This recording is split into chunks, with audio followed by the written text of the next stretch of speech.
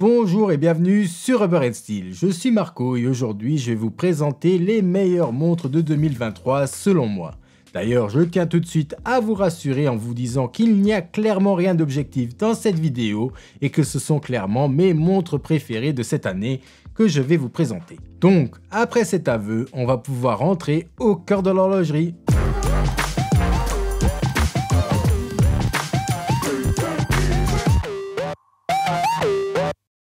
Pour commencer, je vais quand même vite fait vous dire comment j'ai choisi les différentes montres.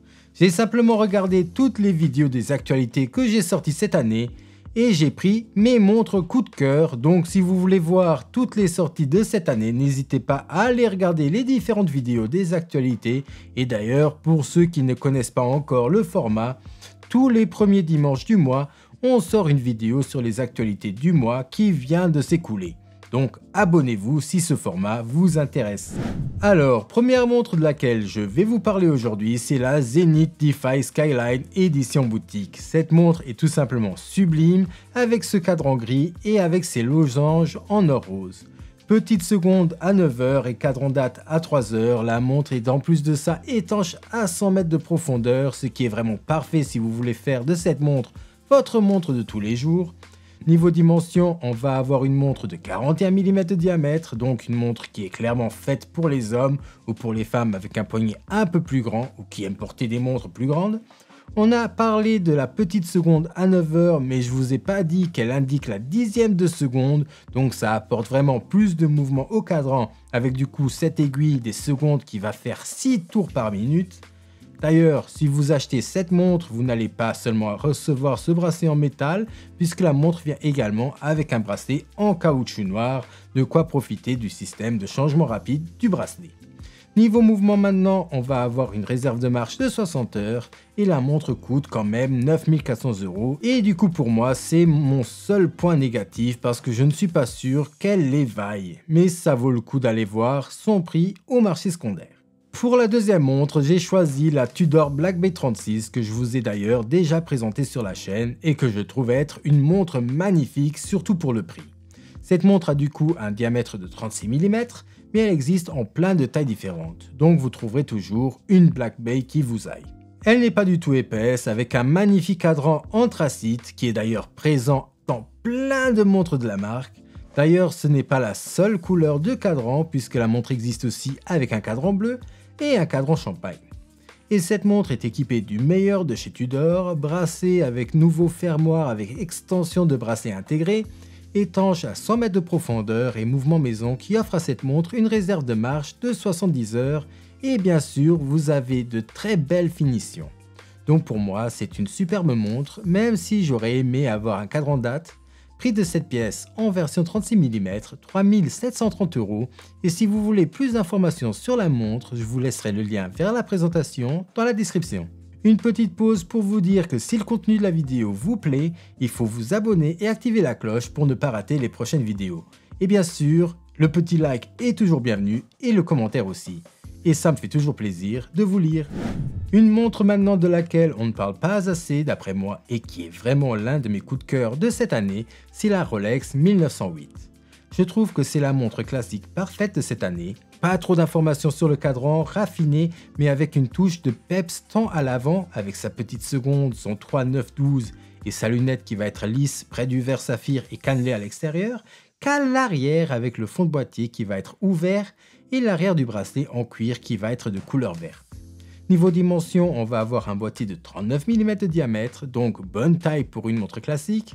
On va avoir un boîtier qui va être en or rose 18 carats et la montre est étanche à 50 mètres de profondeur. Deux modèles existent, le premier avec un cadran blanc et un bracelet noir et le deuxième qui va avoir un cadran noir et le bracelet qui va lui aussi être noir. Niveau mouvement, on va avoir une réserve de marche de 66 heures et bien sûr on va avoir une précision comme sur tous les modèles de la marque qui peut varier entre du -2 à du +2 secondes par jour et ça c'est cool. Au niveau du prix, je trouve que ça fait mal puisque la montre coûte quand même 21 100 € et dans cette gamme de prix, on se rapproche drôlement d'une Patek Calatrava, donc faudra garder ça dans un coin de la tête si vous pensez à vous en procurer une. Encore une montre de folie avec la nouvelle Longines Hydro Conquest GMT que je trouve sublime, surtout avec son cadran bleu qui a d'après moi beaucoup plus de charme que le cadran vert, brun et noir, mais ça reste mon humble avis. La montre a un diamètre de 41 mm pour une épaisseur de seulement 12,9 mm, ce qui est quand même pas beaucoup quand on sait que la Tudor Black Bay GMT a une épaisseur de presque 15 mm, et d'ailleurs je compare ce qui est comparable, puisque les deux montres sont de vraies montres GMT, où on va pouvoir changer l'heure locale sans changer le reste et sans arrêter l'heure. En plus de ça, cette Longines est étanche à 300 mètres de profondeur, ce qui est mieux que la Tudor si on veut rester dans la comparaison des deux, puisque la Tudor n'est étanche qu'à 200 mètres de profondeur. Bon, je dis seulement, mais c'est déjà plus qu'assez pour une montre GMT.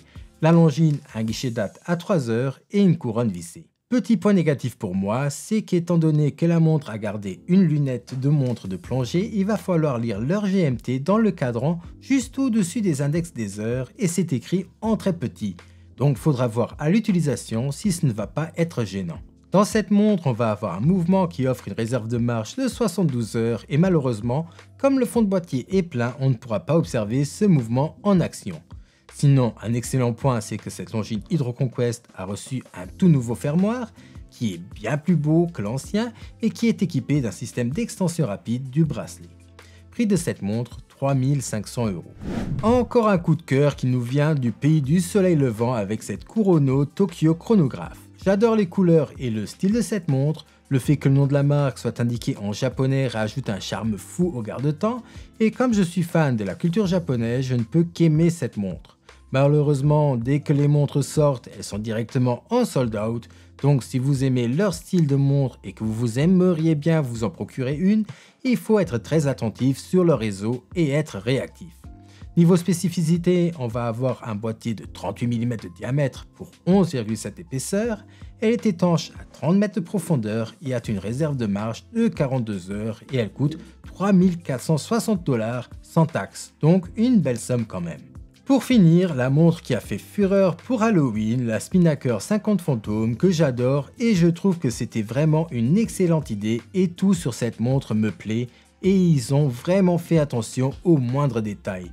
Comme le fait qu'à 6 heures, il mentionne No Fit puisque les fantômes n'ont pas de jambes ou encore que le soir, la luminescence des fantômes va être de 2 couleurs différentes. Sinon, petit point négatif, la montre a un diamètre non négligeable de 43 mm de diamètre et un corne-à-corne de 51 mm, donc c'est une montre pour les gros poignets. La montre est étanche à 150 mètres de profondeur et vient avec 2 bracelets différents. Bon, malheureusement, on ne peut plus l'acheter à l'heure actuelle, mais bon, peut-être qu'ils en referont une l'année prochaine étant donné le succès que celle-ci a eu. Voilà, ceci conclut cette vidéo, j'espère qu'elle vous aura plu, n'oubliez pas le like et l'abonnement et on se voit dimanche prochain. Au revoir.